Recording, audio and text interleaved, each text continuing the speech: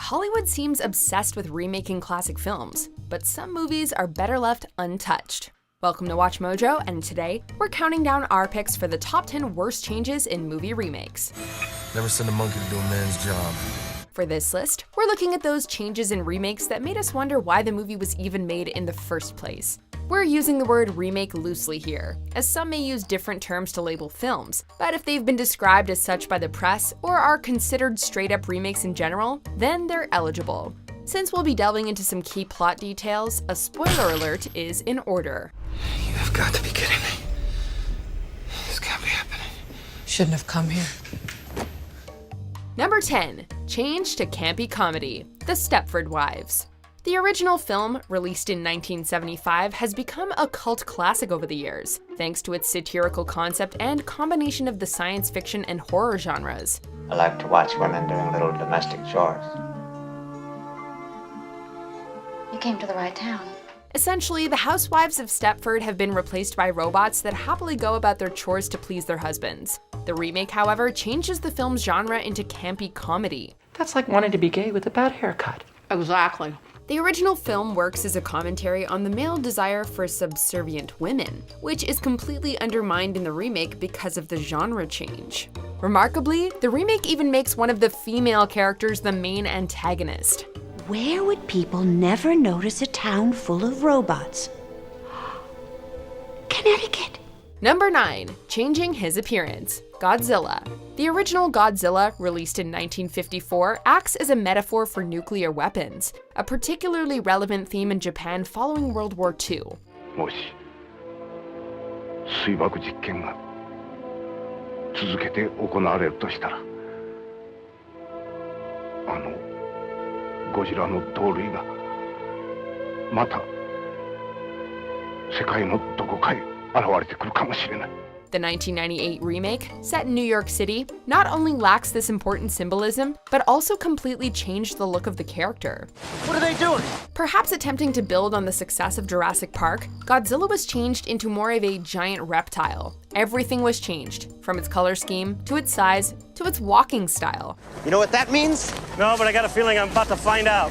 The change was received poorly, particularly in Japan, where the creature was officially rebranded as Jira or Zilla, symbolizing that TriStar took the god out of Godzilla.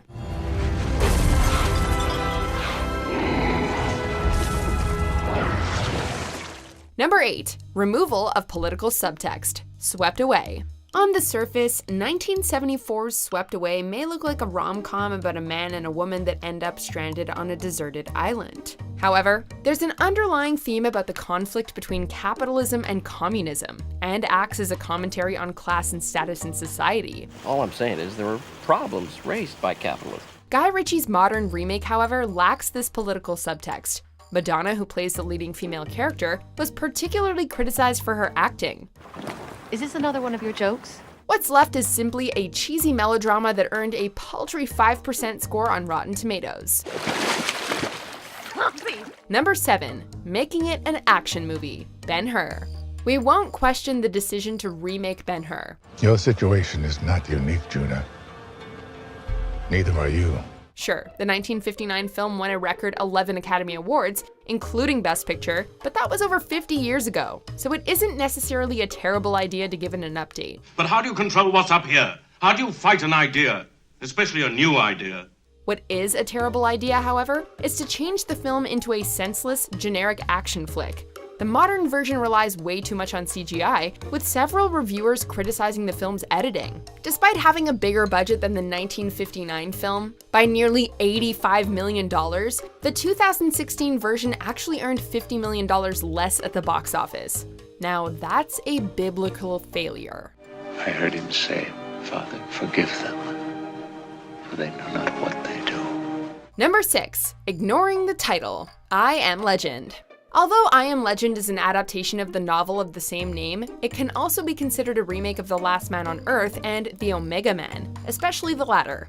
The more people we inject, the more serum we'll get. Ironically, although it's the only film to share the name of the source material, it's also the only film to completely ignore the meaning of the name. What'd you say? In the novel, and in the first two adaptations, the main character discovers that he's become a legend among those infected by the vampire/zombie plague, similar to how these creatures were previously legends among humans. Well, the premise is quite simple.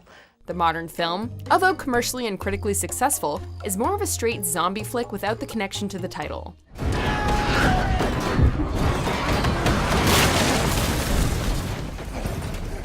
Number 5. Flamboyant Willy Wonka, Charlie and the Chocolate Factory.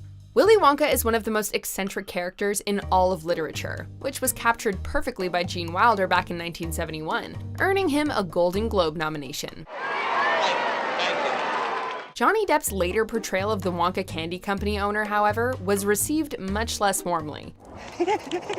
Wasn't that just magnificent? While Depp certainly puts his own spin on the character, many critics found his performance to be just plain weird, seeming more like Michael Jackson than Willy Wonka. When asked, although showing respect for Depp as an actor, Wilder said that he found the performance in the film as a whole to be an insult. Oh, poppycock.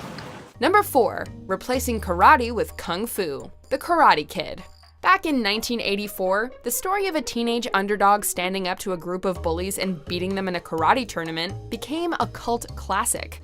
Wax on, wax off, wax on, wax off. The remake has an almost identical plot, although karate has notably been switched out with kung fu. Take it down. Put it on. Take it off. While the remake is still an effective drama with impressive fight choreography, there's one lingering question. Why would a film entitled The Karate Kid revolve around kung fu? The change in martial art was so drastic that the film is actually called The Kung Fu Dream in China, while in Japan and Korea, it's referred to as Best Kid. That does not represent China. Given the false advertising, the US title should have been changed too. I will teach you real kung fu.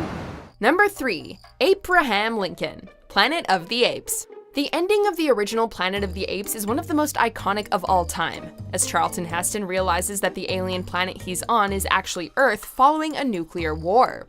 You blew it up! Oh, damn you! God damn you all to hell! Tim Burton and company attempted to create their own iconic twist ending, but instead gave us one of the worst in early 21st century memory. Take your stinking hands off me, you damn dirty human! Mark Wahlberg returns to Earth, only to discover that the apes have already beaten him there. Or something. Wahlberg discovers that the Lincoln Memorial has been replaced by a monument to General Thade, and he's quickly swarmed by a police force of apes, neither of which makes any sense. I must be out of my mind, out of my mind. Number 2. They Don't Go to Mars, Total Recall.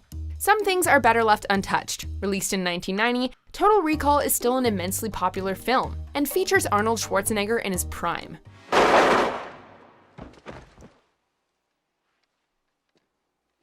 Consider that a divorce. So the decision to remake the film just 22 years later was a bit surprising to say the least. Even more surprising is the decision to change the setting of Mars to Australia, which the characters travel to via a gravity elevator running through Earth's core.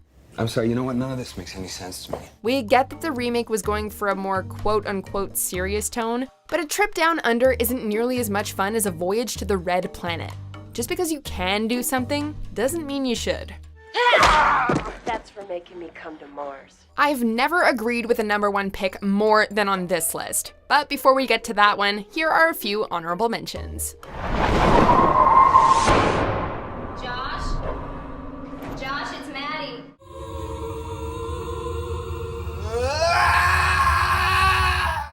Release the Kraken. Let loose the Kraken! Charlie Croker. Hey, Stella. Didn't I tell you I never want to see you again? We are about to do a job in Italy. It's a very difficult job. Once the wolves have finished with him, Belle will have no one to take care of her but me. For the sake of exhausting all of our options, do we maybe want to consider a slightly less gruesome alternative? LeFou, don't move from that spot until Belle and her father come home. Nuts! My boo? Yvonne is not my boo. No. Are you Yvonne? Are you my boo? No, I'm not your boo. Et la motivation, elle peut pas signer pour vous, là? Non, Magali n'a pas procuration. Not quite at the end yet. Almost there though. Just be sure to subscribe to our channel and ring the bell to be notified about our latest videos. Alright, back to business. Number 1. Peephole Private Time. Psycho. Alfred Hitchcock's Psycho is one of the most celebrated films in history, and gave birth to the modern-day slasher genre, while also making us terrified of our showers. Gus Van Sant decided to remake the film in 1998, but instead of updating the plot, he gave us a nearly shot-for-shot remake. One bizarre addition, however, is having Norman Bates, played by Vince Vaughn, masturbate during the infamous peephole scene. Seriously, of all the things Van Sant could have changed, why did he think this was necessary? It's not surprising that the film was a commercial and critical disaster, with critics calling it completely pointless. What? Do you agree with our picks? Check out this other recent clip from Watch Mojo, and be sure to subscribe and ring the bell to be notified about our latest videos.